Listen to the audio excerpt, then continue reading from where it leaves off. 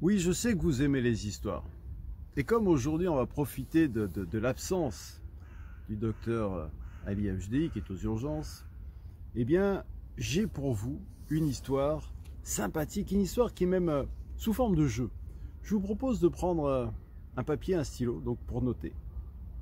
L'histoire elle commence ainsi. Un jour, il y a un oiseau bleu qui rentre dans votre chambre. Oui, dans votre chambre, il passe par la fenêtre, il rentre dans votre chambre. Et puis, il y a quelque chose qui vous attire chez cet oiseau, alors vous décidez de le garder. Très bien. Mais chose surprenante, le lendemain matin, l'oiseau bleu est devenu jaune. Oui, jaune. Vous constatez que cet oiseau très spécial change de couleur à nouveau pendant la nuit suivante. Et le surlendemain, il est rouge.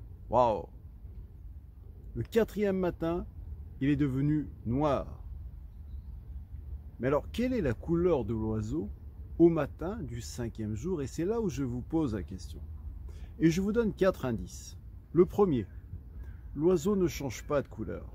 Il reste noir. Deuxième indice, l'oiseau redevient bleu. Troisième indice, l'oiseau devient blanc. Quatrième et dernier indice, à votre choix, l'oiseau devient doré. Vous avez donc 4 indices et vous avez un choix parmi ces 4. Lequel est-il? Je vous invite à les regarder et entourer votre choix. Voilà, c'est fait? Parfait. On continue l'histoire. L'oiseau qui est entré dans votre chambre paraissait être un symbole de chance. Lorsqu'il a brusquement changé de couleur, vous avez eu peur que le bonheur ne dure pas. Souvenez-vous. Votre réaction à cette situation vous indique comment vous réagissez face aux difficultés et aux incertitudes de la vie. Et en ce moment, c'est capital, car il y en a beaucoup. Donc, vous devez vous situer. Ceux qui ont entouré la réponse numéro 1, c'est-à-dire ceux qui ont dit que l'oiseau restait noir, ont une vision pessimiste de l'existence. Avez-vous tendance à penser que dès que ça va mal, aucune situation ne peut vraiment rentrer dans l'ordre? Peut-être est-il utile de vous dire que si la situation dans laquelle vous vous trouvez est dramatique, elle ne pourra guère empirer. Pensez toujours que ça pourrait être pire, donc c'est très bien. Et puis, n'oubliez pas non plus qu'après la pluie, vient le beau temps. Deuxième réponse, deuxième hypothèse, si vous avez dit que l'oiseau redevient bleu, eh bien vous êtes des optimistes, pragmatiques. Vous pensez que la vie est un mélange de bien et de mal, et que l'on aboutit à rien en luttant contre la réalité. Vous acceptez l'adversité sans vous départir de votre calme, et vous laissez les choses suivre leur cours, sans ressentir trop de stress ou d'inquiétude. Cette façon de voir le monde vous permet de naviguer sur les vagues de l'adversité sans pour autant être emporté. C'est bien. Vous avez choisi la troisième hypothèse, c'est-à-dire que l'oiseau devient blanc. Eh bien, si c'est le cas, vous êtes des personnes tranquilles. Tranquilles qui savent prendre des décisions lorsqu'elles sont confrontées à la pression.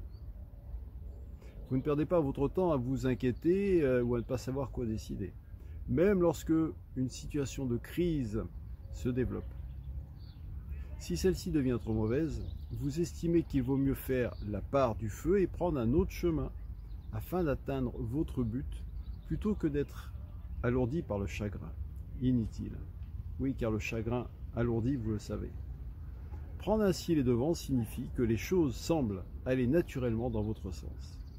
Oui, c'est intéressant. Hein? Quatrième et dernière hypothèse. Ceux qui ont dit que l'oiseau devenait doré peuvent être décrits, écoutez bien, comme des personnes sans peur. Oui, sans peur. Vous ne savez pas ce que le mot pression veut dire. Pour vous, toute crise est une opportunité. Ce qui est le cas pour les Chinois, vous le savez, puisque le mot crise veut dire opportunité pour eux. Vous pouvez reprendre à votre compte le mot de Napoléon d'ailleurs. Impossible n'est pas français. Mais quand même, prenez garde à ce que cette confiance sans limite ne vous entraîne pas à votre perte. la ligne qui sépare bravoure et témérité est très étroite. Voilà, cette petite histoire sous forme de devinette, de jeu, est intéressante parce qu'elle vous permet de vous situer. Alors certes, ce n'est qu'un jeu, certes, ce n'a que la valeur du moment, certes, vous allez dire, oui, mais si j'avais su, j'aurais fait ci et ça. Non, non, c'est bien, vous avez spontanément donné votre avis, et c'est bien ainsi. Vous pouvez vous amuser à refaire ce jeu avec d'autres personnes, ou à d'autres moments, d'autres situations. Mais c'est la vérité du moment, et puis restez surtout dans un état de joie, dans un état de confiance. C'est important, surtout en ce moment, par rapport à la tournure de tous les événements. Et la joie est en vous. Donc développez cette joie en vous, et puis surtout, regardez les réponses que vous avez données, et amusez-vous de ces réponses. Il n'y a pas de bonne réponse en fait, hein. C'est ça qui est intéressant. Voilà, chers amis, à très bientôt pour de nouvelles aventures.